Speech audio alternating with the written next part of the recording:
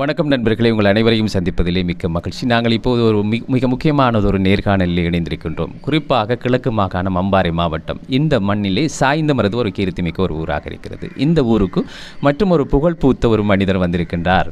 யார் என்று உங்களுக்கு சொல்ல தேவையில்லை. நான் அடையாளப்படுத்த வேண்டிய ஒரு பெயர் அல்ல. பிளாக் பாண்டி என்று சொல்லப்படுகின்ற திரை நட்சத்திரம். தென்னிந்தியாவிலே மிக மிக புகழ் பூத்த ஒரு நடிகர். குறிப்பாக கனாக்காலம் காலங்கள் என்கின்ற அந்த தொலைக்காட்சி தொடர் உங்களுக்கு மறந்திருக்க முடியாது. பாடசாலை மாணவர்கள், பெண்கள், ஆண்கள், வயது வந்தவர்கள் எல்லோருக்கும் ஒரு சக்கை போட்ட ஒரு நாடகம். 2006 இருந்து 2009 வரை எல்லோருக்கும் மிக பிடித்த ஒரு நாடகம். அதிலே ஒரு மிக முக்கியமான கதாபாத்திரத்திலே நடித்து எல்லோரது மனதையும் வென்ற ஒரு பாத்திரம். அதுபோல பிற்பட்ட காலங்களிலே பல சினிமாக்களிலே சாட்டை, அதுபோல தெய்வ திருமகள், அதுபோல அங்காடி தெரு போன்ற பல மிக முக்கியமான திரைப்படங்களிலே குணச்சித்திர பாத்திரங்களை நடித்து மக்கள் மனதை வென்ற எங்களுடைய நண்பர் பிளாக் பாண்டி அவர்கள் இப்போது சாய்ந்தமருது மண்ணிலே இருக்கிறார். வணக்கம். வணக்கம் வணக்கம் வணக்கம் அன்பு சோழர், அன்பு உறவுகள், வியூகம் டிவி நேயர்களுக்கு இந்த பிளாக் பாண்டியின் பணிவான வணக்கங்கள். மிகுந்த மகிழ்ச்சி. இன்றைக்கி அதாவது இது பிளானே இல்லாமல் வந்து ஒரு அழகாக டக்குன்னு லாக் பண்ணிட்டீங்க. ரொம்ப சந்தோஷம். அதுவும் இங்கே வரும்பொழுது மக்களை சந்திக்கிறதுன்றது எனக்கு வந்து எப்படி சொல்கிறது, ஒரு தாய் வீட்டுக்கு வர மாதிரியான உணர்வு தான். நிறைய நல்ல உள்ளங்கள் இங்கே எனக்கு பழக்கம் இருக்கிறாங்க. கல்முனை, அப்புறம் இங்கே சாய்ந்தமருது, இலங்கமான மொத்தத்துலேயும் இப்போ ஜஃப்னா, அப்புறம் வவுனியா, அந்த பக்கம் கண்டி, கொழும்பு, எல்லா இடங்கள்லேயும் வந்து நம்மளுடைய ஒரு நேசத்துக்குரிய பாசத்துக்குரிய மக்கள், அதாவது எப்படின்னா உடன்பிறப்பு உறவாக தான் நம்ம பார்க்குறோம் எல்லாத்துலேயுமே. அப்படி ஒவ்வொரு மனிதர்களையும் சந்தித்து கொண்டு வரும்போது பெரிய ஆனந்தம். இங்கே வந்து இப்போது இன்றைக்கி நிறைய புதிய சொந்தங்கள் இங்கே வந்து நம்ம கிடச்சிருக்கு. அதுவும் இந்த சாய்ந்தமருதில் உங்களையும் இந்த நேரத்தில் சந்தித்தது வந்து எனக்கு மகிழ்ச்சி. உங்களோடாக இன்றைக்கி மக்கள்கிட்ட பேசுகிறதுக்கு ஒரு வாய்ப்பு. ரொம்ப மகிழ்ச்சி. உங்களுக்கு என்ன கேட்கணுமோ கேளுங்க, எதையும் யோசிக்காமல் கேளுங்க. நிச்சயமாக. குறிப்பாக எமது இலங்கையோடு மிக ஒரு நல்ல தொடர்போடு இருக்கின்றீர்கள். அதிலும் குறிப்பாக கிழக்கு மாகாணத்திலே சாய்ந்தமருதோடு எப்படியான ஒரு தொடர்பு, அதை பற்றி முதலே சொல்லுங்கள். அதுக்கு பிறகு உங்களோட திரை விஷயங்களை பற்றி பேசலாம். வந்து எப்படின்னா ஒவ்வொரு உறவுகளுமே வந்து போகிற போக்கில் நமக்கு கிடப்பாங்க. இப்போ எப்படி சொல்கிறதுனா, இப்போ இங்கே நிறைய பேர் எப்படி பார்ப்பாங்கன்னா, இவன் பாண்டி மாதிரியே இருக்கானே, அவன் எதுக்கு இங்கே வரான், அவன் இங்கே வரமாட்டானே, ஒருவேளை அவனாக இருப்பானோ அப்படின்வாங்க. நம்ம பார்க்கும்போது அவங்களோட ரியாக்ஷன் இருக்கும்ல. ஏன்னா நம்ம பிளாக் பண்ணி இங்கே வருகிறார் அப்படின்னு செய்தியெல்லாம் போட முடியாது. வரும்பொழுது அவங்கள சந்திக்கிறது தான். அப்போ சந்திக்கும் போது அவங்களோட புன்னகையில் ஒரு டவுட்டாக பார்ப்பாங்க. சில பேர் சிரிச்சிருவாங்க. அவங்களுடைய அந்த அப்ரோச்சிங்கில் உடனே நானே சொல்லுவேன், வணக்கம், நான் நடிகர் பிளாக் பாண்டி தான், இந்தியாவிலேருந்து வந்திருக்கீங்களா அப்படின்வாங்க. ஆமாம், அங்கே தான் வந்திருக்கேன், அங்கே தான் இருக்கேன் அப்படின்னு உடனே பேச ஆரம்பிப்போம். அதில் சில உறவுகள் வந்து என்னென்னா ஃபோட்டோ எடுப்பாங்க, ஹாய் சொல்லுவாங்க, பாய் சொல்லுவாங்க, போயிடுவாங்க. சில உறவுகள் எங்கள் வீட்டை வரணும், எங்கள் கூட இருக்கணும், வீட்டில் சொந்த பந்தங்கள் உங்களை சந்திக்கணும் அப்படின்ற ஒரு விஷயத்தோட இங்கே சாய்ந்தமருதில் SFA அவர் வந்து ஒரு சித்திகண்ணன், அவர் வந்து எங்கள் வீட்டுக்கு நீங்கள் கண்டிப்பாக வரணும். எனக்கு இது பிரபலமான வர்த்தக கடை. ஆமாம், அப்படி சொல்லி அண்ணாச்சி கடை ஆடு நாங்கள் எடுக்கிறோம் அப்படின்னு இருக்கேன். அப்புறம் இங்கே வந்து கல்முனையில் எங்களுடைய அண்ணன் இருக்கார், எங்கள் ஊர் அண்ணாச்சி கடை. ஆமாம், கல்முனையில் விஜய் அண்ணன் சொல்லி இருக்கார், அண்ணி இருக்காங்க. அவங்க வீட்டில் தான் வந்தால் தங்குவேன். அப்புறம் ஒரு முக்கிய பிரபலங்களை வந்து சந்திக்கிறதுக்காக வந்திருந்தேன். எல்லாத்தையும் சந்திச்சாச்சு. அதில் அதனூடாக இப்போ ஒவ்வொரு நல்ல உள்ளங்களையும் இப்போ சித்திகண்ணன், அவங்க அண்ணன் ஷியாம் அவர் மூலிமா நிறைய எல்லாரையும் சந்திச்சுக்கிட்டு இருக்கோம். நான் உங்களோட இப்போ நீங்கள் நண்பர் ஆகிட்டீங்க. வியூகம் இப்போ வந்து எனக்கு ஒரு யூகம் ஆயிடுச்சு. அதனால் ஆமாம், நீங்கள் சொல்லுங்கள். இந்த பிளாக் பாண்டிங்கிறது அடையாள பேரா அல்லது புனைப்பேரா, எந்த காரணத்தில் இந்த பேர்? தாய் தகப்பன் வச்ச பேர் வந்து லிங்கேஸ்வரன் தான். ஆனால் என்னென்னா, நான் வந்து ஒரு 1995 சினிமாவுக்கு வந்த காலங்களில் ஒரு 4 வருஷம் போராடி வாய்ப்புகள் தேடி, அப்புறம் அது வந்து ஒரு கட்டத்துலேயும் மாறும் பொழுது எங்கள் அப்பா சொல்லிட்டே இருப்பார், உனக்கு நிறைய சினிமாவில் வேறு பேர் தான் கிடைக்கும் அப்படின்னு சொல்லிட்டு இருக்கும்போது, அப்போ கனாக்கானம் காலங்கள், அப்பா இறப்புக்கு பின்னாடி ஒரு கனாக்கானம் காலங்கள்னு அந்த சீரியல் நடிக்கிறோம். அதில் பாண்டியன்ற கதாபாத்திரம் எடுத்து நடக்கிறோம். அப்போ சீரியல் டைரக்டர் என்ன பண்ணுவார், வெறும் பாண்டியன்லாம் ஏதாவது ஒன்று ஆட் பண்ணி சொல்லு அப்படின்னா பிளாக் பாண்டி அப்படின்னு சொல்லி ஒரு பில்டப் போட்டு அதில் அந்த ஃபேமஸான ஒரு இது இருக்குது. அப்போ அந்த பிளாக் பாண்டி வந்து என்னன்னா ஒரு தனி அடையாளமாக இருக்கும். எங்கே போனாலும் வந்து லிங்கேஸ்வரன் சொல்ல மாட்டாங்க. இப்போ பாண்டி போகிறான், பிளாக் பாண்டி போகிறான் போது எனக்குமே வந்து அந்த பேர் வந்து பாண்டின்றது என் இயற்பேர் மறக்கிற அளவுக்கு அது எனக்கு ஒரு பெரிய புகழை தேடி தந்தது. ஸோ அப்போது எல்லாருக்குமான அந்த பிடித்தமான பேராகவே இருக்கும்போது அதையே நம்ம நடைமுறை கொண்டு வருவோம்னு சொல்லிட்டு திரை வடிவில் இருக்கக்கூடிய எல்லா விஷயங்களுக்குமே பிளாக் பாண்டின்னு இருக்குது. மறுபடி அந்த அஃபிஷியல் சர்டிஃபிகேட்ஸ் எல்லாம் வந்து மாற்ற முடியாது இல்லையா. இப்போ ரஜினிகாந்த் சார் வந்து திரைக்கு வருது, பர்சனல் இருக்காங்களா, அந்த மாதிரி ஒரு இதுதான். இப்போ அது மாதிரி நிறைய நடிகர்கள் இருக்காங்க. ஸோ அந்த வகையில் எனக்கு வந்து பிளாக் பாண்டின்றது பயணிக்கிறது ரொம்ப பிடிச்சிருக்கு. அப்படி தான் இந்த பேர் உருவானது. பிளாக் பாண்டி, லிங்கேஸ்வரனுங்கிற பிளாக் பாண்டி திரைக்கு வந்த சரித்திரத்தை சொல்லுங்கள். திரைக்கு வந்து என்னென்னா, எங்களுடைய தாத்தா வந்து மதுரை, எங்களுடைய ஊர் வந்து மதுரை பின்புலங்க தமிழ்நாட்டில். பஃபூன் சொக்கலிங்கம்ன்றவர் வந்து எம்ஜிஆர் ஐயா சிவாஜி ஐயா கூட வந்து நாடகங்களில் பாய்ஸ் கம்பெனிஸ்னு சொல்லுவாங்க, அதில் ஒன்றரை பணியாற்றினவங்க. அவங்களோட தாத்தா வந்து சுயகவி புலவர்னு சொல்லுவாங்க. மேடையிலே பாடும்பொழுதே கவிதைகள் பொழிகிறது, பஃபூன் வேலைகளில் பண்ணுவாங்க. அவங்களுடைய பிளெஸ்ஸிங்ஸ் தான் வந்திருக்கு. இப்போ எங்கள் அப்பா வந்து இசையமைக்கக்கூடியவர், பாடல்கள் நிறைய ஆல்பம், டிவோஷன் ஆல்பம்ஸ் எல்லாம் பண்ணியிருக்காரு. மேடை நிகழ்ச்சிகள் கிட்டத்தட்ட 7 ஸ்டார் ஆர்கெஸ்ட்ரான்னு சொல்லி மதுரையில் ஒரு 25 ஆண்டுகள் வந்து கச்சேரி நடத்திட்டு இருந்தார், பாட்டு கச்சேரி எல்லாமே. அதுக்கப்புறம் அங்கேருந்து புலம்பெயர்ந்து நம்ம சென்னைக்கு வரோம். அப்போ என்னோடய வயசு 9 வயசு படிப்பை டிஸ்கன்டினியூ பண்ணிட்டு நான், தங்கச்சி, அம்மா எல்லாருமே வந்து சரி சென்னையில் போய் சினிமா திரைத்துறை சார்ந்து போகும்போது அங்கே போய் தந்தைக்கு வந்து நம்ம ஒரு முயற்சி எடுக்கிறோம். அங்கே அந்த முயற்சிகள் வந்து சரியாக அமையலை. அப்போ வேணாம் வேறு ஏதாவது வேலை செய்வோம்னு சொல்லி போகும்பொழுது எனக்கு அந்த வாய்ப்புகள் கிடைக்கிது. அப்போது திருப்பி அம்மாவும் அப்பா ஒரு பெரிய டிஸ்கஷனுக்கு அப்புறம் சரி போய் நடி அப்படின்றாங்க. அங்கேருந்து கூடி வாழ்ந்தால் கூடி நன்மைன்னு 1999 முடித்து நம்ம முதல் வாய்ப்பு கிடச்சிது. விசேகர் சாருடைய டைரக்ஷனில், கே பார்த்திபன் தயாரிப்பாளர் நடிச்சது. வடிவேல் பையனாக நடித்து முதல் அறிமுகம். அப்போ அங்கேருந்து தான் நம்மளுடைய திரைப்பயணம் ஆரம்பிக்குது. அப்புறம் பாலமேந்திர சார் கதை நேரம், புன்னகை பஞ்சவரம், மெட்ராஸ் டாக்ஸ், சுகாஷி மேம், மணிரத்னம் சார் அவங்கள serial direct, Manobala sir direct பண்ணாங்க. அப்புறம் செம்பருத்தி, ராஜீவ்மணன் சார் செம்பருத்தி, அப்புறம் ராமநாதன் சார் இது நாகேஸ்வரி, முருகா படத்துடைய நேசன் சார் டைரக்ஷனு, ஜில்லா படம்லாம் பண்ணார்ல, அவருடைய முதல் படத்தில் நடித்தது. அப்புறம் சமுத்திரகணியனுடைய உன்னை சேர்ந்தேன் முடிச்சோடனே எனக்கு ஒரு ஆட்டோகிராஃப் அப்படின்னு சொல்லிட்டு சேரன் சார், இது மிகப்பெரிய முதல் வெற்றி. அப்போ கில்லியில் வந்து விஜய் சார் கூட ஒரு சீன் நடித்தேன். இந்தமாதிரி தொடர் பயணங்கள் அப்படியே நம்மளுடைய சினிமா திரை வாழ்க்கையை வந்து தொடர்ந்து அப்படியே வந்துக்கிட்டே இருந்தது. அதில் ஒரு பெரிய மாற்றம் அப்படின்றது என்னென்னா, கனா காணும் காலங்கள் 2006 தான் நமக்கு வந்து ஒரு தனித்துவமான அடையாளத்தை ஏற்படுத்தி கொடுத்தது. அதுதான் விஷயம். பாண்டியன்டா யாருங்கிறத அடையாளம் காட்டியது. அந்த நாடகம் உங்களுக்காகவே பார்க்கப்பட்டதுன்னு சொல்லலாம். நிறைய பேர் பிளாக் பாண்டியன் அந்த உங்களோட சீன்ஸ் எல்லாமே ரசித்து பார்த்தாங்க. குறிப்பாக இலங்கையில் நிறைய ரசிகர்கள், பெண் ரசிகர்கள் நிறைய இருந்தாங்க, மாணவர்கள், மாணவி. விஜய் டிவியில் உழைத்த என்னுடைய இயக்குனர் பிரபு ராதாகிருஷ்ணன், அப்புறம் ரமணகிரி வாசன், பிரம்மா, அப்புறம் மார்ட்டின் அண்ணன், இந்த மாதிரி ஒரு பேக் அண்ட் டெக்னிக்கல் டீம் இருக்காங்க. அதுக்காக நிறைய பேர் உழைச்சாங்க. அவங்களுடைய உழைப்பில் வந்து நம்மளுடைய கிரியேட்டிவும் நம்மளுடைய உழைப்பும் வந்து அதில் சேரும் பொழுது அது அந்த நேரம் எல்லாம் ஒன்றாக கூடும்போது அது மிகப்பெரிய ஒரு தருணத்தை உருவாக்கி கொடுத்தது. இன்றைக்கும் அந்த அடையாளம் வந்து இப்போ இங்கே இருக்கக்கூடிய எல்லாருமே பார்க்கும்போது அந்த அன்றைக்கி 80s 90s இருந்தவங்க இன்றைக்கி கல்யாணம் ஆகி மேரி பண்ணி அவங்க வந்து பிள்ளைகளோடு இருக்கும்போது அவங்களுடைய கடந்த காலங்கள் ஸ்கூல் லைஃப்பில் என்ன நடந்ததுன்றதான் டக்குன்னு நம்மளை பார்க்கும்போது ரியலைஸ் பண்ணிக்கிறாங்க. ஸோ அது வந்து ஒரு பெரிய மகிழ்ச்சி. அதாவது ஒருத்தருடைய ஆள் மனதில் போய் உட்கார அளவுக்கான பாக்கியத்தை இறைவன் கொடுத்துருக்காங்க இல்லையா. கண்டிப்பாக இது காலங்களில் வர எல்லா பாத்திரங்களும் நம்ம விட்டு பிள்ளைகளை போல இருக்கு. இப்போ நான் வந்த உடனே உங்களை எனக்கு எந்த மனசில் கொஞ்சம் அடையாளம் இருந்து காலங்கள் அது அந்த திரைப்படம். நான் ஸ்ரீ எப்படி இருக்கான்னு உங்களை கேட்டேன்.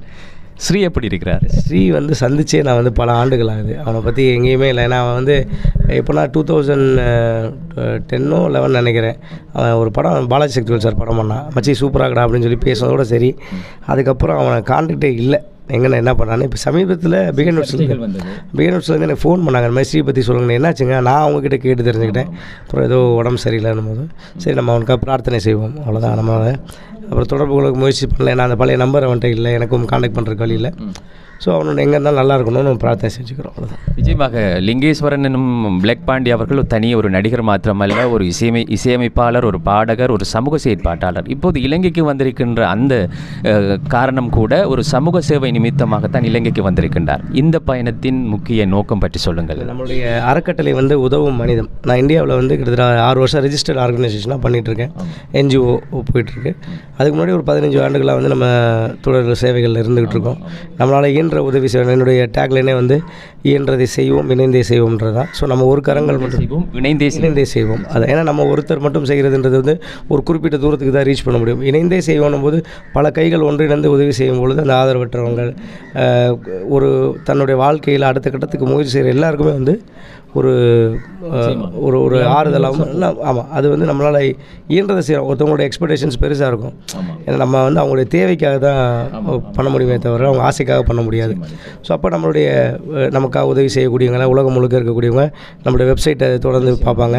அப்புறம் இன்ஸ்டாகிராம், சோஷியல் மீடியாஸில் ஃபேஸ்புக் எல்லாத்தையும் என்னோடய நம்பர் கொடுத்துருக்கேன். டைரக்ட் நம்பர் நம்ம நம்பர் தான், யாரை பேசினா நம்மக்கிட்ட தான் வரும். ஸோ அதனால் நான் தான் எடுப்பேன். ஏன்னா ரெஸ்பான்சிபிலிட்டி ரொம்ப முக்கியம். இதில் சில பேர் ஆர்வத்தில் ஃபோன் பண்ணுவாங்க, சில பேர் உதவி செய்யணும், 10 காலில் ஒரு கால் உதவி செய்கிறதுக்கு வரும். ஸோ அதனால் எல்லாத்தையும் நம்ம ஃபேஸ் பண்ண வேண்டியிருக்கும். இப்போ இங்கே வந்த நோக்கம் என்னென்னா, இலங்கையில் அன்னை வேளாங்கண்ணி, இந்தியாவில் அன்னை வேளாங்கண்ணி இன்ஸ்டியூஷன் சொல்லி சென்னையில் இருக்கிறாங்க. அவங்க வந்து எங்களோட உதவ மனிதத்துக்கு 20 மாணவர்களுக்கு வந்து இலவச கல்வி கொடுக்கறதுக்கு ஒரு வழி செஞ்சுருக்காங்க. ஸோ அது வந்து மலையக மக்கள் மூலிமா அந்த கஷ்டப்படுற ஏழை எளிய மக்களுக்கு, அந்த பெண் பிள்ளைகளுக்கு படிப்பு கொடுக்கறதுக்காக நான் வந்திருக்கேன். இந்தியன் எம்பசி கிட்ட வந்து ஒரு முறையிட்டிருக்கோம். ஸோ அவங்க அந்த விசாஸ்லாம் கொஞ்சம் ரெகுலராக அவங்க 100 பேருக்கு படிக்க வைக்கிறாங்க. அதில் எங்களுடைய அறக்கட்டளைக்கும் நீங்கள் வந்து அந்த சீட்ஸ் கொடுக்கணும், அந்த விசாஸ் ஃப்ரீ பண்ணி கொடுக்கணும், பிள்ளைகள்லாம் ஒழுங்காக வந்து படிக்கிறதுக்கான எல்லா ஏற்பாடுகளும் உதவ மனிதம் செய்கிறதுக்கான வழிகளை செஞ்சுட்ருக்கோம். உதவு மனிதம் ஆரம்பிக்கப்பட்ட எத்தனை வருடங்கள், எத்தனை ஆண்டு? 2020 இப்போ 6வது வருடம் ஸ்டார்ட் ஆயிடுச்சு. அதில் நீங்கள் நினைக்கிறது உங்களுடைய அடைவுகள் என்ன? நீங்கள் அதாவது வந்து ஒவ்வொருத்தருக்கும் ஒவ்வொரு அறக்கட்டளை இருக்குது. எல்லாமே வந்து பார்த்திங்கன்னா, இப்போ சில பேர் வந்து இருதயம் சரி பண்ணுறதுக்காக இருப்பாங்க, சில பேர் வந்து மூளை சம்மந்தமாக இருப்பாங்க, சில பேர் புற்றுநோய்க்காக இருப்பாங்க, சில பேர் மருத்துவத்துக்கான அடிப்படைக்கு செய்வாங்க. நான் வந்து என்னென்னா, ஒரு மனிதனுடைய அடிப்படை வாழ்வாதாரம் ரொம்ப முக்கியம். பேசிக்காக இப்போ நம்ம வந்து பசி பட்டினியோடு இருந்திருக்கோம் ஒரு காலகட்டங்களில். ஸோ அந்த பசி இருந்து நான் வயிறு நிறைஞ்சால் தான் அடுத்து என்னென்னு யோசிக்க முடியும். ஸோ அதனால் உணவுக்கான தேவை விஷயங்கள், அப்புறம் கல்வி. என்னுடைய மெயின் நோக்கமே வந்து கல்வியால் தான் உயர்த்தப்படும். ஒருத்தர் அறிவால் அந்த அறிவு தானம்ன்றது ரொம்ப முக்கியம். ஸோ கல்விக்கான மேம்படுத்தலை வந்து நம்ம படிப்படியாக செய்யணும். இப்போ நமக்கு வசதி என்ன, என்னுடைய செயலுக்கு இந்த பிளாக் பாண்டியன் அளவுக்கே 20 பேர் படிக்க வைக்க முடியும். இதுக்கு முன்னாடி இந்தியாவில் 50 பேரை படிக்க வச்சுருக்கேன். அந்த லெவல்லே பிளாக் பாண்டியாலே ஒரு 50 பேர் படிக்க வைக்க முடியும் அப்படின்னா, இன்னும் அடுத்த கட்டத்தில் நம்ம போயிட்டோம்னா இன்னும் நிறைய பேர் படிக்க வைக்கலான்றது தான் என்னுடைய. அப்போ திரைக்கு பின்னால் இருக்கிற விஷயத்துக்கும் நம்ம உழைச்சி கொண்டு இருக்கோம். அதனூடாக இன்னும் நிறைய நண்பர்கள் நம்ம செய்யக்கூடிய பணிகள் உண்மையை ஆத்மார்த்தமாக சரியாக செய்கிறதுனால புது உறவுகள் கிடைக்கிறாங்க. அதன் மூலிமா இயற்கை வந்து நிறைய ஒரு செயல்பாடுகளை நமக்கு வந்து அதுவே வழி செய்யுது. நம்ம போய் எதையும் உருவாக்கலை, எதையும் செய்ய நினைக்கல.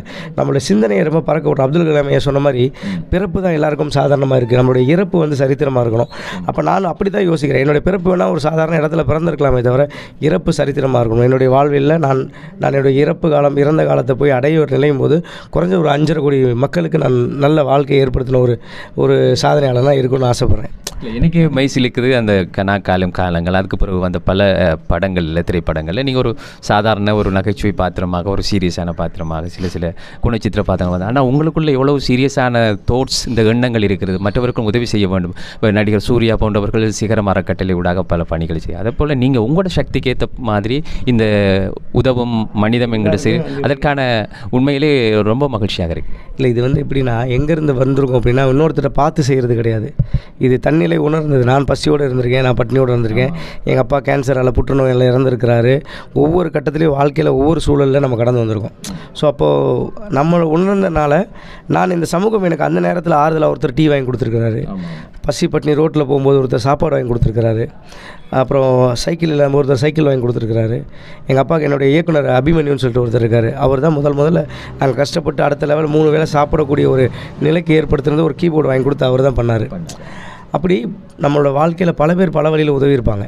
அப்போ நம்ம மட்டும்தான் இந்த உலகத்தை, இப்போ நான் சுவாசிக்கிற மூச்சை தான் நீங்கள் சுவாசிப்பீங்க, ஆனால் நாங்கள் வேறுபட்டிருப்போம். இப்போ நீங்கள் சுவாசிக்கிற மூச்சை இன்னொருத்தர் சுவாசிப்பாங்க. பட் அதில் ஒன்றுபட்டிருக்க நாம் வந்து இந்த ஜாதி, மதம், இனம் இதில் எல்லாத்தையும் வேறுபட்டு இருக்கிற ஒரு சூழ்நிலையை மனிதர்கள் உருவாக்கியிருக்காங்க, இயற்கை உருவாக்கலை. நான் இயற்கையை நம்பி வாழ்கிறதுனால இப்போ படத்தில் நீங்கள் காமெடியாக போய் பார்க்குறவங்களாம் என்ன படத்தில் நல்லா காமெடி பண்ணுறீங்க, நேரில் வந்து இப்போ காமெடியாக பண்ண மாட்டீங்கன்னுவாங்க. நான் படத்தில் பிச்சைக்காரங்க கேட்டு பண்ணுறேன், ரோட்டில் போய் பிச்சை எடுத்துகிட்டு இருக்க முடியும் அப்படின்னு கேட்பேன். உடனே ஷாக்காயிட்டா, ஐயோ இல்லைன்னுவாங்க. ஸோ நான் சொல்கிறது என்னென்னா, எந்தெந்த நேரத்தில் அது என்னுடைய தொழில், என்னுடைய வேலை, அங்கே நான் அந்த வேலையை செய்ய போகிறேன். மற்ற நேரங்கள் நானும் உங்களை போல சக மனிதன் தான். அப்போ என்னுடைய உறவுகளுக்கு, இந்த சமூகத்துக்கு நான் எடுத்ததை நான் கொடுக்க நினைக்கிறேன். எடுத்தது 10% இருந்தால் கொடுக்குறது 100% இருக்கும். தந்தது எல்லாமே இங்கிருந்து எடுக்கப்பட்டது தானே. இப்போ நாளைக்கு விட்டு போனேன்னா கூட என்னுடைய சொத்து இருக்கட்டும், எதாக இருக்கட்டும், என்னுடைய பிள்ளைகள் ஓரளவு அவங்களுடைய வரமுறைக்கு எடுத்து அனுபவிச்சா கூட அதை தாண்டி இருக்கிற விஷயங்கள் ஒன்று இருக்கும்ல. அது எப்படியோ இயற்கையை தாண்டி போகுது. நிறைய இடத்துல பூகம்பம், நிறைய சொத்து வச்சுருக்காங்க. இப்போ இந்த ஈரான்லாம் பார்த்தீங்கன்னா குண்டு வெடிப்பு நடக்குது. பல அடுக்குமாடி கட்டியிருக்கான், வீடு கட்டியிருக்கான். மொத்தமாக அந்த வீடு குண்டு போட்டு செத்து போயிட்டாங்க. அவன் சொத்து இப்போ யார் எடுத்துப்பா? மொத்த குடும்பமே செத்து போயிடுச்சு.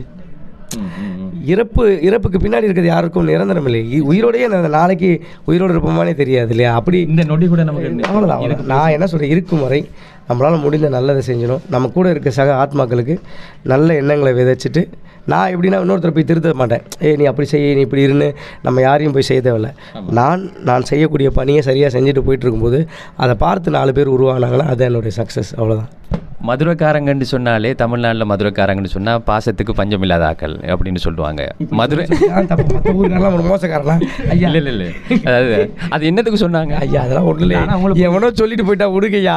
மதுரைக்கார பாசக்கார, மற்ற ஊருக்கார மோசக்காரன், எல்லா ஊருக்கார பாசக்கார தான். இங்கே வந்திருக்கேன் சாயந்தரத்தில் வந்து அண்ணி வந்து பிரியாணியை போட்டு சிக்கனை போட்டு அதாவது என் சொந்த பந்தங்கள் வீட்டில் போனால் கூட இப்படி கவனிப்பாங்களாம் தெரியாது. அந்த மாதிரி நான் எதுக்கு சொல்ல வரேன்னா, எவனோ ஒருத்தன் போகிறப்ப கூட சொல்லிட்டு போயிட்டான் மதுரைக்கார, நாங்களும் மதுரைக்கார. டேய் சும்மா நான் மதுரைக்காரதான் இல்லை சொல்லலை.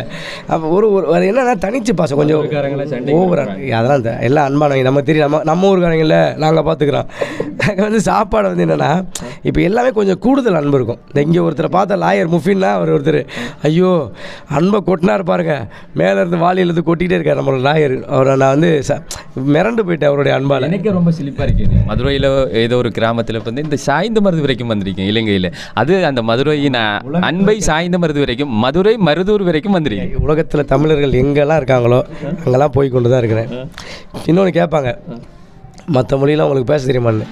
காசு கொடுத்து பாருங்கள் எத்தனை மொழி வருது பாருக்கிடுவேன். ஆமாம், ஒன்று நாம் பேச போகிறோம், இல்லை கூகுள் இருக்குது பேச வைக்க போகிறோம், இல்லையா ஒருத்தர் டிரான்ஸ்லேட்டரை கூட்டு போக போகிறோம். அவ்வளோ வேலை முடிஞ்சு போச்சு. நம்ம எத்தனையோ ஜனாதிபதிகளுக்கு மொழியே தெரியாது. இல்லை, வர நடிகளை யோசிப்போம். நான் ஏன் ஜனாதிபதி இருக்க போகிறேன், வர நடிகளுக்கு எத்தனை பேருக்கு லாங்குவேஜ் இருக்குது, எல்லாம் தமிழ் தெரிஞ்சவங்க நடிச்சிட்டு இருக்காங்க. நாங்கள் நிறைய பின்னாடி பாதிக்கப்பட்டிருக்கோம். இந்த நடிகையோட பேச முடியலை என்று வருத்தப்பட்டதுண்டா? எதுக்கு அந்த நடி ஐயா அந்த பிள்ளைக்கு ஏதாவது போகிறதுக்கா? ஒரு காமனாக சொல்கிறேன், நீங்கள் புரிஞ்சுக்கங்க. சரி, உண்மையிலே ஒரு பல்துறை ஆற்றல் கொண்டவர், ஒரு இசையமைப்பாளர். இசைத்துறையிலே இப்போது அவர் சமூக ஊடகங்களிலே அவருடைய பாடல்கள், டிக்டாக் போன்ற பல தளங்களிலே அவருடைய பாடல்களும் பிரபலம். இந்த ஒரு சேம் டைம் நிறைய விஷயங்களை பண்ணுறீங்க, ஆக்டிங், லிரிக்ஸ், அது போல் மியூசிக், இதெல்லாம் எப்படி சாத்தியமாகுது? ஒரே நிறைய பேர் கேட்டிருக்காங்க, சொல்லட்டுமா? முடியும்னு நினச்சிருவேன் மனசில், அதை முடிக்கிறதுக்கு முயற்சி பண்ணுவேன். இது முடியாதுடா அப்படின்னு நம்மளா சோம்பேறித்தனம் பண்ணோம்னா எந்த வேலையும் செய்ய முடியாது. இப்போ நீங்கள் என்னை பார்க்க வந்து ஆமாம் அவனை எதுக்கு வந்து பார்த்துக்கிட்டு அது போய் இன்டர்வியூ எடுத்து இப்போ இவனை போட்டு என்னன்னு நினச்சிங்கன்னா நடக்காது. பாண்டிகிட்ட போவோம், பேசுவோம், இன்டர்வியூ எடுப்போம்னு அதை மனசு நினச்சிச்சுன்னா அந்த விஷயத்தை எக்ஸிக்யூட் பண்ணுறது தான் லைஃப். எனக்கு பல வேலையில் இருந்தது, ஆனால் உங்களை சந்திக்கணும்னு சொல்லி வந்தேன். நீங்கள் நினச்சிங்க வந்துட்டீங்க. அப்போ நினைப்பில் தான் இருக்குது. நினைப்பு தான் பொழப்ப கிடக்குன்னு சொல்லுவாங்க, கேள்விக்கிட்டீங்களா? அந்த மாதிரி உங்கள் நினைப்பை சரியான வழியில் அப்ளை பண்ணுங்கள், போய்கிட்டே இருக்கலாம். இதில் எந்த ஒரு சூட்சமும் கிடையாது. விக்ரம் கூட பண்ணியிருக்கீங்க படம், நான் நினைக்கிறேன் தெய்வ திருமகள். சம்மந்தப்பட்ட 2 பேரில் யாராவது ஒருத்தருக்கு விவரம் தெரிஞ்சால் பத்தாது அப்படின்னு விக்ரமோட படம் பண்ணின அந்த அனுபவங்கள் எப்படி இருந்தது?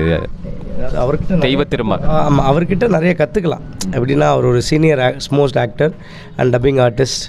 அவங்களுடைய டெடிக்கேஷன் தான். இப்போது நான் விஜய் அண்ணன் எல்லாரையும் நம்ம பார்க்கும்பொழுது என்னென்னா அவங்களுடைய இன்வால்மெண்ட், கான்சன்ட்ரேஷனு, சிந்தனைகள் சிதறாமல் இருப்பாங்க, அவங்க ஃபோக்கஸிங்காக இருப்பாங்க.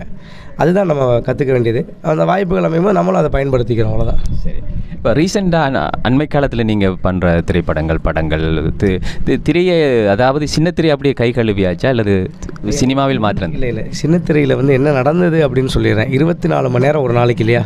ஒரு நாளைக்கு எத்தனை மணி நேரம்? 24. நாங்கள் கணக்காணும் காலங்களுக்கு உழைத்த நேரம் அப்படின்னு பார்த்தீங்கன்னா 22 மணி நேரம். 22 மணி நேரம். ஆமாம். ஏன்னா எப்படின்னா காலையில் 6 மணிக்கு ஷூட்டிங் ஸ்பாட்டுக்கு போவோம், 7 மணிலேருந்து படப்பிடிப்பு நடக்கும், திருப்பி 6 மணிக்கு ஒரு இடத்துல ஷிஃப்டிங் போட்டு நைட் 2 மணி வரைக்கும் ஒரு இடத்துக்கு கூட்டு போவாங்க. ஷூட்டிங் உள்ளுக்குள்ளே இன்டீரியர் நடக்கும். திருப்பி 2 மணிக்கு முடிச்சோடனே நாங்கள் டப்பிங்க்கு வந்துடுவோம் நேராக ஸ்டுடியோக்கு. அப்போ நான் பச்சை தான் ஒன்றா வண்டியில் போவோம். ஸோ அவன் 2 மணி நேரத்துக்கு பேசுவான். எங்களுக்கு முன்னாடி ஆக்டர்ஸ் 2 டீமில் பாலா டீமு, வினீத் டீம்னு இருக்கும். ஸோ இவங்க முன்னாடியே போய் பேசிடுவாங்க. பாலா டீம் வந்து நைட் வரைக்கும் போகும். ஸோ நாங்கள் லேட்டாக, நாங்கள் எப்படின்னா கொஞ்சம் சினிமாலே இருக்கிறனால அந்த நேரமின்மை எங்களுக்கு பிரச்சனை கிடையாது. நாங்கள் சினிமா உழைக்கணும். அப்போ அந்த நேரத்தில் நான் நினைக்கிறேன் அந்த நேரத்தில் நீங்கள் சினிமாவிலேயே படித்து கொண்டு இருந்தீங்களா? நான் 10ஆம் கிளாஸ் போய் இல்லை, அப்புறம் கிட்ட படிச்சுட்டு இருக்குது. நான் படித்தது இப்போ திருப்பி 2 எக்ஸாம் எழுதி பாஸ் பண்ணியிருக்கேன். இத்தனை வருஷம் கழிச்சு படிச்சாகணும் அப்படின்னு சொல்லிட்டு. அப்போது அந்த டைமில் என்னென்னா அந்த 24 மணி நேரத்தில் திருப்பி 4 மணிக்கு நாங்கள் டப்பிங் முடிச்சுட்டு திருப்பி கிளம்பி வீட்டில் போய் குளிச்சுட்டு அந்த ஒரு 1/2 hour 1 hour எங்கள் அம்மா தூங்கி விட்டு எங்கள் அம்மா டப்புன்னு ஒரு மினி வைக்கும் எழுந்து கிளம்பி போய் அப்படி திருப்பி ஷூட்டிங் ஸ்பாட் வந்துடும். இப்படி ரொட்டீன் வருவோம். என்னைக்கா ஒரு நாள் செகண்ட் சண்டே ஏதாவது ஒரு நாள் லீவ் விட்டாங்கன்னா அன்றைக்கி ஃபுல்லாக படுத்து தூங்குவோம். சாலரி என்ன அந்த டைம்? எங்களுக்கு ஒரு நாளைக்கு 300 ரூபா, அந்த 300 ரூபா அந்த மாதிரி. இல்லை, அது வந்து இப்படி பெரும் சம்பளம் இல்லைங்க. வாய்ப்பே கிடைக்காத இடத்துல நமக்கு வாய்ப்பை உருவாக்கி கொடுத்துல நமக்கு அந்த இடத்துல பணம் முக்கியம் படலை. நம்மளுடைய திறமையை எங்கே எடுத்து கொண்டு போகிறதுக்கு தான் அது வாய்ப்பாக இருந்தது. அதுக்கப்புறம் வந்தவங்களுக்கு 2500 ரூபா 5000 கொடுத்தாங்க. அதெல்லாம் கொஞ்சம் அவங்களுடைய அப்போ கேட்டாங்க, எங்கள் நேற்று வந்து அவங்களுக்கு கொடுக்குறீங்களேன்னு கேட்கும்போது, இல்லை அவங்களாம் வசதி வாய்ப்பில் இருக்கிறவங்க, அவங்களுக்கு அப்படி தான் கொடுக்கணும்னு சொல்லி அவங்க ஒரு மாற்றத்தை சொன்னாங்க. அதெல்லாம் அது திரையுலகத்தில் நடக்கிறது தான், அது ஒன்றும் சரி செய்ய முடியாது. ஸோ நமக்கு வந்த காசு, பேசின காசை கரெக்டாக கொடுத்துட்டாங்க, வேலை பார்த்தோம். தொடர்ந்து 300 500 ஆச்சு, 500 1000 ஆச்சு, 1000 2000 ஆச்சு. அது வரும்போது 2000 2500 ஆகும்போது சீரியல் முடிஞ்சு போச்சு. சம்பளம் கூடும்போது சீரியல் முடிஞ்சு போச்சு. ஆனால் நீங்கள் எத்தனையோ வருடங்கள் கடந்தும் மக்கள் மனசில் நிற்கிறீங்க. என்ன முடியல சொல்லுங்கள். சீரியல் வந்து என்னென்னா, இந்த நேரமின்மையினால் மற்ற வேலை இப்போ குடும்பத்துக்கு கூட நான் ஒரு நேரம் ஸ்பெண்ட் பண்ண முடியாது. இப்போ இங்கெல்லாம் உங்களை வந்து சந்திக்கிறேன், இந்த மாதிரி ஒரு விஷயம். இப்போ படம் பண்ணும்போது என்னென்னா, படத்தில் வந்து நிறைய நேரங்கள் இருக்கும். படம் ஒரு 10 நாள் 15 நாள் அவ்வளோ ஷூட்டிங் போய்ட்டு வந்துடுவோம். அந்த குறுகிய காலத்துக்கு அப்புறம் நிறைய நேரங்கள் கிடைக்கும். இப்போ நான் என்னோட சேரிட்டி செய்கிறேன், என்னோட கம்ஃபர்ட் ஜோனில் நான் எனக்கு பிடிச்ச மாதிரி இருக்கேன். இப்போ படம் வரலையே, ஏன் பாண்டி நடிக்கிறேன், நான் நடிச்சுக்கிட்டு இருக்கேன், நடிக்கிற படம் வெளியே வரணும், அவ்வளோதான். மற்றபடி நம்ம கையில் எதுவுமே கிடையாது இல்லையா. நானே ராஜா நானே மந்திரி. எனக்கு பிடிச்ச மாதிரியான ஒரு வாழ்க்கையை நான் மன நிம்மதியோடு வாழ்ந்துட்டுருக்கேன். இப்போ படம் முயற்சி, நடிப்பு, இசை, இயக்கம் எல்லாத்துக்கான முயற்சிகளும் போயிட்டுருக்கு. திடீர்னு அது ஒரு மாற்றத்தை கொண்டு வரும்போது, இப்போ எப்படி டக்குன்னு 4 வருஷத்துக்கு முன்னாடி ஒரு டிக்டாக் வந்து இப்போ ஹிட் ஆகிருக்குல்ல, அந்த மாதிரி ஒரு விஷயங்கள் எல்லாத்துக்கும் கிடைக்கும். அதுக்காக வேலை இல்லை பார்க்கலன்னு சொல்ல முடியாது. ஏன்னா இப்போ ஒருத்தர் கேட்பார், வருவார், நீங்கள் படம் நடிச்சு பல நாள் ஆச்சோ அப்படின்னு கேட்பார். நீங்கள் படம் பார்த்து பல நாள் ஆச்சா, மார்க்கெட் போச்சோ. நான் கேட்பேன், நீங்கள் படம் பார்த்து பல நாள் ஆச்சோ அப்படின்னு கேட்பேன். அது ஒன்றும் செய்ய முடியாது. ஏன்னா சினிமாவில் எப்படின்னா அப்ஸ் அண்ட் டவுன்ஸ் இருந்துகிட்டே இருக்கும். ஸோ இப்போ இந்த 26 படங்கள் ரிலீஸ் ஆகும், ப்ரொடியூசர் போய்ட்டு சார் ஏன் சார் ரிலீஸ் பண்ண நம்ம கேட்க முடியுமா? நீ சம்பளம் வாங்கினியா, நடிச்சியா, போ அடுத்த வேலையை பாருன்றுவாங்க. அவங்களுடைய கஷ்டம். எனக்கு யோசிச்சு பாருங்கள், நான் வந்து ஒரு நடிச்சுட்டு மட்டும் தான் வந்திருப்பேன். அந்த டைரக்டருக்கு அது எவ்வளோ பெரிய ஒரு உணர்வாக இருக்கும், அந்த தயாரிப்பாளர் பணம் போட்டவருக்கு எவ்வளோ இது இருக்கும். ஸோ இதெல்லாம் அது எங்களுடைய இண்டஸ்ட்ரிக்குள்ளே இருக்கிற பிரச்சனைகள் எல்லாம். அதை வந்து நம்ம ஒரு அழுத்தமாகவோ இல்லை ஒரு கவலையாவோ வெளியே சொல்லிக்க முடியாது. எல்லாத்தையும் அக்செப்டன்ஸ் மைண்டுன்னு சொல்லுவாங்க. நமக்கு ஏற்றுக்கொள்கிறது எல்லாமே. இப்போ இந்த நிலை, நான் இப்போ அமைதியாக இருக்கேன்னா ஏற்றுக்கணும். எனக்கு பறக்கிறதுக்கான வாய்ப்பு கிடைக்குதா பறக்கணும், ஓடுறதுக்கான வாய்ப்பு கிடைக்குதா ஓடணும், அவ்வளோதான், சிம்பிள். ஆனால் இப்போ அண்மை காலமாக தமிழ்நாட்டிலே இந்த பெரிய லோ பட்ஜெட் படங்கள் கொஞ்சம் விமர்சகர்களால் அப்போ மட்டம் தட்டப்படுது. பெரிய பெரிய நடிகர்கள் படங்கள். நீங்கள் வந்து ஒரு பெரிய கிரவுண்டை பற்றி கேட்குறீங்க. நம்ம வந்து ஒரு சின்ன இருப்பிடத்தில் இருக்கிறோம். அந்த கிரவுண்டை பற்றி இப்போ நம்ம இங்கேருந்து சொன்னோன்னு வச்சுக்கோங்களேன், இவனே பெரிய பிடிங்கியா அப்படின்னு கேட்பாங்க. ஸோ அதனால் நம்மளுடைய ஸ்டாண்டில் அதெல்லாம் பெரிய கடல். நம்மளுக்கு முன்னோர் இருக்கிறவங்க நிறைய பேர் இருக்காங்க, ஆகச்சிறந்த அறிவாளிகள் இருக்காங்க, அவங்க அதை சரி பண்ணிக்குவாங்க. நம்ம வேலையை பார்த்துட்டு போவோம். குறிப்பாக அந்த உதவும் மனிதம் என்கின்ற இந்த அமைப்பு பல்வேறு பணிகளை செய்திருக்கிறது. அந்த பணியின் ஒரு தொடர்ச்சியாகத்தான் இலங்கைக்கு வந்திருக்கின்றார் லிங்கேஸ்வரன் என்று ஏற்பெயர் கொண்ட எங்கள் அன்புக்கும் மரியாதைக்கும் உரிய நடிகர் பிளாக் பாண்டி அவர்கள். உண்மையிலேயே அண்மையில் இப்போது ரீசெண்டாக வரப்போகிற ஏதாவது ஒரு படம் இருக்கிறதா? இப்போ வந்து நான் வந்து பூங்கோதை அப்படின்னு ஒரு படம் பண்ணியிருக்கேன், அடங்காதே அப்படின்னு சொல்லி ஜீவபிரகாஷ் கூட நடிச்சிருக்கேன், சோக்காலின்னு ஒரு படம் நடிச்சிட்ருக்கேன். இதெல்லாம் வந்து தொடர்ச்சியாக வரக்கூடிய படங்கள் நிச்சயமாக வரும். அது வரும்பொழுது ஒவ்வொரு படங்கள்லேயும் உங்களுக்கு வந்து ஒரு விஷயங்கள் பிடிக்கும். இப்போ இஎம்ஐ அமேசானில் இருக்குது, பண்டிகை இருக்குது, கதாநாயகனாக கூட ஹீரோ நடித்து அதுக்கான முயற்சிகள் ஓடிட்டுருக்கு. நாம் சில அதுக்கான வேலைகள் பண்ணிகிட்ருக்கோம். கதாநாயகன் இல்லை, கதை நாயகனாக வேலை பார்க்குறோம். கதையின் நாயகன் உண்மையில் நல்ல சொல்லாது. குறிப்பாக சொல்ல வேண்டும், இறுதி ஒரு சில நிமிடங்கள் கடும் வேலைப்பழுக்களுக்கு மத்தியில் தான் சாய்ந்த மருதிலே இவரை நாங்கள் இழுத்து பிடிச்சி இன்டர்வியூ எடுத்துக்கொண்டிருக்கிறோம். உண்மையில் வியூகம் டிவிக்காக இந்த நேரத்தை ஒதுக்கியமைக்கு எங்களுடைய ஆத்மார்த்தமான நன்றிகளை தெரிவிக்க வேண்டும். இறுதியாக குறிப்பாக இந்த சமூக சேவை செய்கின்ற போது எல்லாருக்கும் உள்ளே ஒரு இயல்பாக சொல்லுவாங்க, நீங்கள் அரசியலுக்கு வந்துடுங்க அப்படின்னு சொல்லி. பிளாக் பாண்டி அரசியலுக்கு வருவாரா? இளையதளபதி என்ன வச்சுருக்காரு, அவர் என்றைக்கு சமூக சேவை செஞ்சால் அன்றைக்கி அவர் அரசியல் இருந்தார். இன்றைக்கி தான் வந்து அரசியலும் கிடையாது. அரசியல் என்பது என்னென்னா பொது உடைமை, அதாவது நம்மளுடைய சக உறவுகள் மேலே அன்பு செலுத்துறது தான். அந்த அன்பின் இருக்கிறதுனால நம்ம அரசியல் எப்பயோ வந்தாச்சு. அதற்கான என்னென்ன கட்சிகள், அப்புறம் எல்லா கட்சியிலும் எனக்கு நண்பர்கள் இருக்காங்க. நம்மளுடைய பங்களிப்புன்றது வேறு, சிந்தனைகள் வேறு. அதாவது எப்படி சொல்லணும்னா, நான் இங்கே இப்போ என்னவாக இருக்கணும், இதற்கான தெளிவும் இதற்கான பேச்சும் தான் என்னால் இந்த நிலையில் சொல்ல முடியும். நான் இங்கே இருந்துட்டு இப்போ கொழும்புக்கு போகிற விஷயத்தை பற்றி பேச முடியாது. கொழும்புக்கு போகும்போது கொழும்பை பற்றி பேசிக்கிறேன், அங்கே என்ன நடக்குதோ அன்றைக்கி அந்த சூழ்நிலை என்ன நடக்குதோ. ஏன்னா ஒவ்வொரு நாளும் ஒவ்வொருத்தருக்கும் ஒரு மாதிரியான நாளாக உருவாக்கிட்டு இருக்கு. அதனால் இன்றைக்கி நிலையில் எனக்கு பிடிச்சமான ஒரு வாழ்க்கையும் என்னுடைய சக உறவுகளுக்கு என்னால் முடிந்த ஒரு நற்பணிகளை செஞ்சிட்ருக்கேன் இறைவனால். அது வந்து தொடர்ச்சியாக இருக்கணும். உங்களை மாதிரி நல்ல உள்ளங்கள் எல்லாமே என்னை எளிமையாக அணுகிறதுக்கு, நீங்கள் இண்டஸ்ட்ரியில் எத்தனை ஹீரோ நீங்கள் எளிமையாக அணுக முடியும்னு தெரியாது, என்னை ஈஸியாக நீங்கள் அணுகலாம். அப்படி ஒரு இடத்துல நம்ம இருக்கிறோம். ஸோ அதனால் அதன் மூலமாக நிறைய பல கைகள் கோர்த்து அந்த ஒரு நல்ல விஷயங்களை நம்ம தொடர்ந்து செய்யணும்னு நினைக்கிறோம். அது விரிவடையணும், அவ்வளோதான். ஏன்னா விரிவடை அடைய நிறைய ஒருத்தருக்கு பெரிய ஆறுதல் என்னென்னா பணம் காசு இதெல்லாம் தாண்டி அவங்களுடைய நிலை உயர்றதுக்கான வழிகளை ஏற்படுத்துகிறது தான். அது ஒன்று கல்வியால் இருக்கலாம், இல்லை அவங்களுடைய நிலை மருத்துவம் இந்த மாதிரி பாதிக்கப்பட்டு அதுலேருந்து மாறுதலாக இருக்கலாம். இப்படி பல விஷயங்கள் இருக்குது.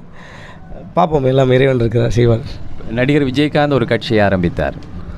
அதுபோல் இப்போது நடிகர் விஜய் டிவிக்கே ஆரம்பித்திருக்கின்றார், தமிழர் வெற்றி கழகம்.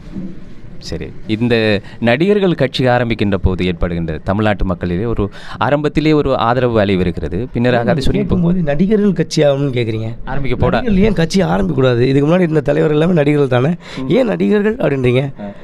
நடிகர்கள் கட்சி ஆரம்பிக்கணும், கட்சி ஆரம்பித்து வரணும். இப்போ நீங்கள் அவருக்கு வாய்ப்பு கொடுத்து பாருங்கள். அப்படி தான் நான் சொல்லுவேன். ஏன்னா எங்கள் இண்டஸ்ட்ரி, எங்கள் தளபதி, அப்படி தான் நான் யோசிப்பேன். நான் தளபதிக்கிட்டே நிறையா விஷயங்கள் நாங்கள் பேசியிருக்கோம் ஷூட்டிங் டைம்லலாம்.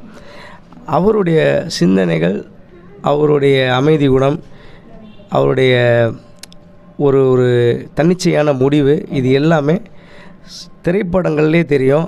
எவ்வளோ டிசைன்டாக இருக்கும்னு தெரியும். அவர் இருக்கிற வட்டங்களில் அவர் வாழ்ந்த படங்களாக இருக்கட்டும், எல்லாருக்கும் பேமெண்ட் செட்டில்மெண்ட்டாக இருக்கட்டும், எல்லா விஷயங்களும் கரெக்டாக நடந்து தான் இருக்குது. ஸோ நான் என்ன சொல்கிறேன், இப்போ நான் 10 வருஷம் இங்கே ஆண்டுட்டேயா, இன்னும் ஒரு 5 வருஷம் வேறு ஒருத்தர் ஆண்ட இன்னும் ஒரு வாய்ப்பு இருந்தால் அதை பயன்படுத்திக்கிட்டுமே. அப்போ அந்த வாய்ப்பின் மூலிமா அவர் என்ன செய்கிறான்னு பாருங்கள். இல்லைன்னா அடுத்த 5 வருஷம் வேற மாற்றுங்க. இல்லை, தமிழ்நாட்டு மக்களை நாடி துடிப்பு எவ்வாறு இருக்கிறது? 2026 ஒரு தேர்தல் வரப்போகிறது. இப்போ நடிகர்கள் விஜயகாந்த் அங்கீகாரம் கிடைக்கும். என்னென்னா, இப்போ விஜயகாந்த் ஐயா இறந்ததுக்கப்புறம் ஐயோ விஜயகாந்த் ஐயா சிஎம் ஆயிருக்கலான்னு இப்போ ஃபீல் பண்ணுறாங்க. ஒருத்தர் இருக்கும்போது யாருமே வந்து அவங்களுக்கான ஆதரவு கொடுக்கல. அவங்க இருக்கும்போது கலாய்க்கிறது, என்னடோ அவருக்கிட்ட வட்டி கேட்குறதுலாம் பேசி அவ்வளோ கலாய்ச்சாங்க. ஊடகங்கள் தான், தமிழ்நாட்டு ஊடகங்கள் தான் செய்தானே. காசுக்காக பண்ணுறவங்க இன்றைக்கி ஊடகங்கள் அப்படி தாங்க இருக்குது. ஏதாவது சில பேர் வந்து பணத்துக்காக பண்ணுறான், சில பேர் உண்மையிலேயே இந்த சமூகத்துக்கு நான் சரியான விஷயத்தை கொண்டு போய் சேர்க்கணும்னு செய்வான். இப்போ உங்களுக்கே இப்போ நிறைய வீடியோ இருக்கும், ஒருத்தர் ஸ்பான்சர் காசு கொடுப்பாங்க, ஒருத்தர் ஐயோ இது வேலைக்கு ஆகலை, சமூகத்துக்கு சரி நம்ம செய்ய வேண்டியதை செய்வோம்னு செய்வீங்க. பார்த்தீங்களா, இப்போ உங்களை இருக்கும்போது சின்னக்காக தான் வந்தேன் நல்ல பார்த்தீங்களா, அது மாதிரி. இப்போ நான் எதுக்கு ஊடகம், நீங்களும் ஊடகமாக இருக்கலாம், கம்பெனி ரகசியத்தை கேட்டேன். அப்போ உங்களுக்கு மட்டும் ஒரு நியாயம், ஊரானுக்கு ஒரு நியாயமா ஐயா? அது என்னென்னா, இப்போ நம்ம யாராக இருந்தாலும் வரவேற்போம், ஒரு வாய்ப்பு கொடுப்போம். அது விஜயாக இருந்தாலும் சரி. அதுக்கப்புறம் வருது இப்போ பிளாக் பாண்டியே நாளைக்கு ஒரு கட்சி ஆரம்பிச்சாலும் ஆச்சரியப்படுறதுக்கு இல்லை. அப்போ இவனுக்குலாம் ஒரு வேலை இல்லைன்னா கட்சி ஆரம்பிக்க வேண்டியதான். அப்படி தான் நினைக்கிறேன். அப்படி இல்லை, நாங்கள் இப்போ காசு இல்லாமல் கட்சி ஆரம்பிக்கிறது வேறு. இப்போ விஜயனை வந்து எப்படின்னா பல கோடியை விட்டுட்டு வராரு. எதுக்கு வராரு? அவர்லாம் சொன்னாங்க, இங்கே 200-300 கோடி ரூபா சம்பளம் வாங்குறாரு, அங்கே போனால் 3000 கோடி வாங்க. 300 கோடிங்கிறது உண்மையா? கண்டிப்பாங்க. அவருக்கு என்னங்க இன்னும் பெருசாக கொடுப்பாங்க சொல்கிறாங்க. நானும் இப்போ பக்கத்தில் இருந்து பார்த்து செக் எழுதுமா பார்த்துறேன், என்ன சொல்லுவாங்க, கேட்டு தெரிஞ்சுக்கிறது, அவ்வளோதான்.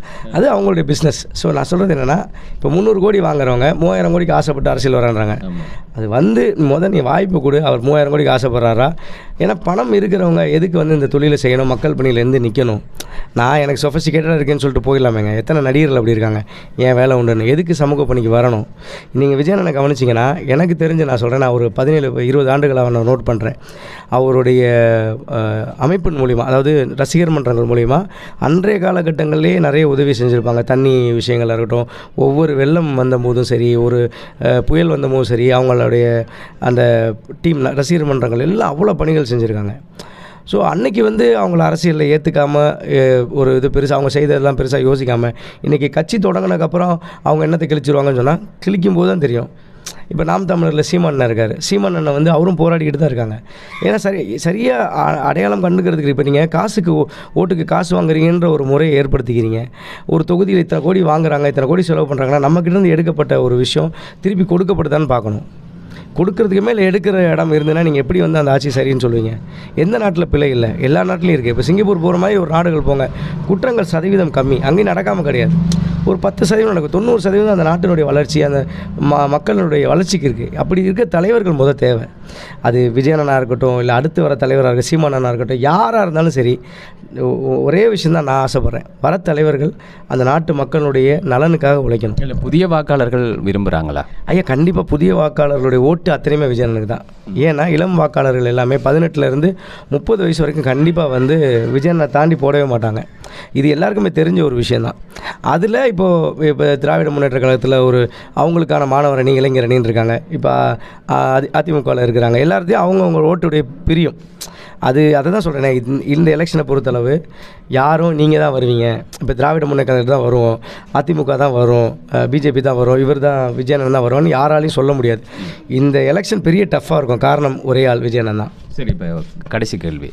அறிஞர் அண்ணா, காமராஜர் போன்றவர்களை வழிமொழிகிறார். அவருடைய பிரச்சார மேடைகள், அவங்களோட படங்கள் இருக்கணும். இருந்தபோதும் ஒரு சிலர் சொல்கிறாங்க பிஜேபியோட ஒரு பி டீமாக தான் விஜய் வருவார். அதாவது அந்த ஒரு சிலர்கிட்ட போய் கேளுங்க, அவர் பி டீமான்னு தெரிஞ்சுட்டா பி டீமாக இருந்துட்டு போட்டோம். ஏன் நான் கூட அவர் சி டீமாக இருக்கட்டும்ன்றேன். விஜய் ஒரு சி டீம், இசட் வரைக்கும் டீமாக சொல்லுங்கள். இருக்குல்ல, என்ன இசட் வரைக்கும் இருக்குல்ல டீம்.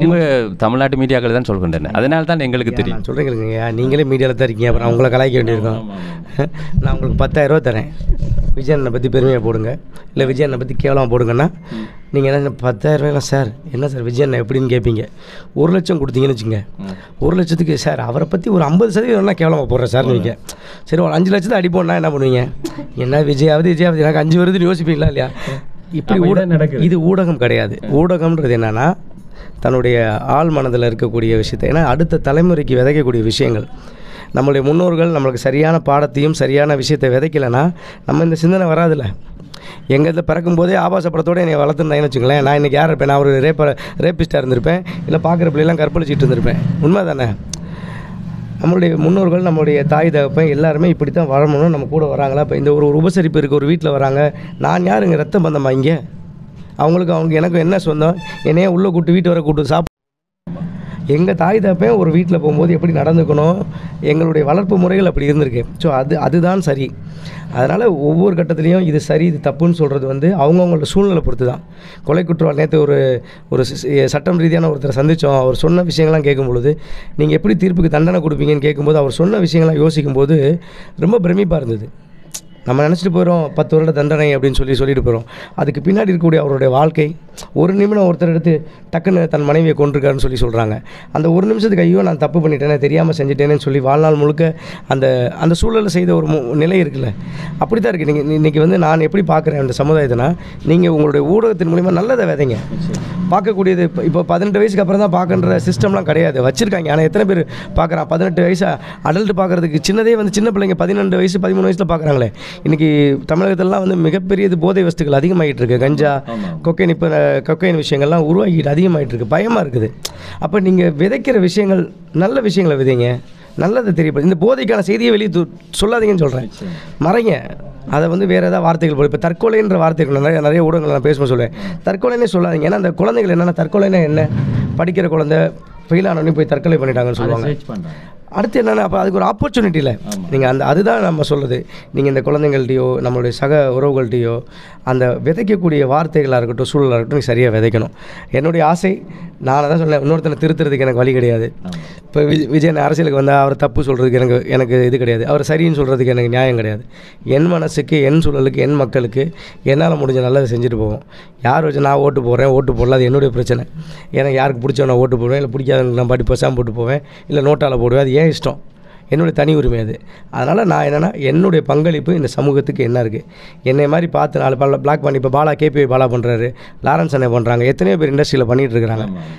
அந்த மாதிரி நிறைய விஷயங்கள் உருவாகிட்டு போட்டோம். அதுதான் தனக்கு என்னென்னலாம் முடியுமோ செஞ்சுட்டு போயிடணும், அவ்வளோதான். ரொம்ப சந்தோஷம். மதுரையிலிருந்து எங்களுடைய மருதூர் மண்ணுக்கு வந்த எங்களுடைய திரை நட்சத்திரம், குறிப்பாக கனா காணும் காலங்கள் திரைப்படத்திலே 10 நிமிஷம் பிளான் பண்ணோம், 20 நிமிஷத்துக்கு மேலே போயிடுச்சு. உண்மையில் ரொம்ப சந்தோஷமாக இருந்தது. இந்த எங்களுடைய மண்ணுக்கு வந்திருக்கின்றார், மதுரை மண்ணிலிருந்து மருதூருக்கு வந்திருக்கின்றார். அவரை நாங்கள் வரவேற்கின்றோம். இலங்கையின் உபசரிப்பு சாய்ந்த மருது, இந்த ஊரின் உபசரிப்பெல்லாம் எப்படி? தாய் வீடு என்று சொல்லிட்டேன்ல, அப்போ தாய் வீட்டுக்கு போனால் எப்படி இருக்குமோ அப்படி தான் இருக்குது. இங்கே இருக்கிற எல்லா உள்ளங்களுமே எனக்கு அப்படி தான் ஃபீல் ஆகும். அதாவது ஒரு குடும்பம் நான் எப்படி பார்க்குறேன்னா, இது ஒரு ஒரே செல்களான ஒரு கூறு தான் பார்க்குறேன். அப்படி தான் நான் பார்க்குறேன். இப்போ நம்ம உடம்புல எப்படி நாடி நரம்புகள் எல்லாம் ஒரே கோட்டில் இருக்குது சொல்லுவாங்கள்ல, அந்த மாதிரி தான் இங்கே இருக்க உறவுகள் பார்க்குறேன். இப்போ கல்முனையில் ஒரு மாதிரியான அன்பும், ஜஃப்னாவில் ஒரு அன்பும் அப்படி பார்க்கல, எல்லாம் ஒரே நேரம். சாப்பாடெல்லாம் பிடிச்சிருக்கா? எனக்கு பிடிக்கும். எனக்கு இடியாப்ப சம்பல் ரொம்ப பிடிக்கும், தேங்காய் சம்பல் பிடிக்கும், சொதி ரொம்ப பிடிக்கும். என் பொண்டாட்டிகிட்டே அடிக்கடி சொல்லுவேன், அம்மா சொதி வச்சு கொடுமானே, சொதியா மிதிக்கிறேன் வாங்க சொதி மிதி அந்த மாதிரி. அதனால் அவங்களுக்கெல்லாம் ஒரு நாள் கூட்டு இதெல்லாம் சாப்பிட்டு பழம். எத்தனை பசங்க இருக்காங்க? நல்ல எத்தனை பொண்டாட்டி கேட்கப்படுறது இல்லை, கேட்கும்போது எத்தனை பொண்டாட்டி இருக்காங்க அப்படி. ஐயா வாய் கொஞ்சம் பார்த்து பேசுங்க, மக்கள் இருக்காங்க. அதனால் ஒன்று தான் இப்போதைக்கு, எப்பயுமே ஆனால் பண்ணா பையன் வந்து அதாவது 2 பசங்க. என் மனைவி பேர் உமேஸ்வரி. ஆமாம். பையன் பேர் வந்து தன்வில்லிங்க. அவர் கிரேட் 5 இப்போ 10 வயசு ஆக போகுது. பாப்பாவுக்கு 2.5 வயசு மகளினி. ஆமாம். அதனால் குடும்பம் அழகாக போயிட்டுருக்கு. அம்மா மீனாட்சி அவங்களும் அருமையாக இருக்காங்க. தங்கச்சி கல்யாணம் பண்ணி கொடுத்து அவங்களுக்கு ஒரு பொன் பிள்ளை, பையன் 1. மாப்பிள்ளை ப்ரொஃபஸராக இருக்கார். ஒரு அழகான குடும்பம், அழகான சூழலாக இருக்கும். சந்தோஷமாக இருக்கும்.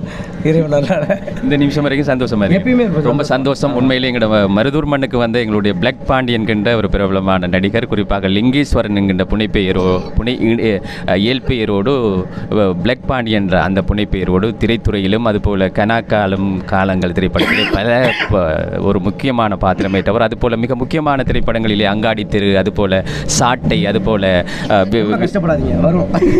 அதுபோல் எல்லா படங்களையும் நீங்கள் பாருங்கள் என்று கூறிக்கொண்டு விடைபெறுகின்றோம். எனக்கு ரொம்ப ஆசை, ரொம்ப நன்றி. இவ்வளோ நேரம் எனக்காக பார்த்துட்டு இருந்த மக்கள் வந்து உங்களுடைய நேரத்தை பார்த்துருப்பீங்க. சில பேர் இந்த நீங்கள் கட் பண்ணி ரீல்ஸ்லாம் போட்டு விடுவீங்க. அதனால் எது பார்த்தாலும் வந்து பாதியை பார்க்காம முழுமையாக பார்த்து இந்த வீடியோக்கு வந்து நீங்கள் லைக் பண்ணுங்கள், ஷேர் பண்ணுங்கள். வியூகம் டிவி வந்து நிறைய நல்ல கருத்துக்களை சொல்லுவாங்க. ஃபேமிலியாக வாங்க. வந்துடும். சரி, கண்டிப்பாக வந்துடுவோம். உங்களுடைய அன்பு வார்த்தையும் கண்டிப்பாக நிச்சயமாக ஒருவேளை அங்கே உணவை எடுத்துருவோம். ரொம்ப சந்தோஷம், மிக்க மகிழ்ச்சி. தொடர்ந்து உங்களுடைய இந்த வியூகம் வந்து விண்ணை தொடரட்டும். வாழ்த்துக்கள். விண்ணை தொடரட்டும்.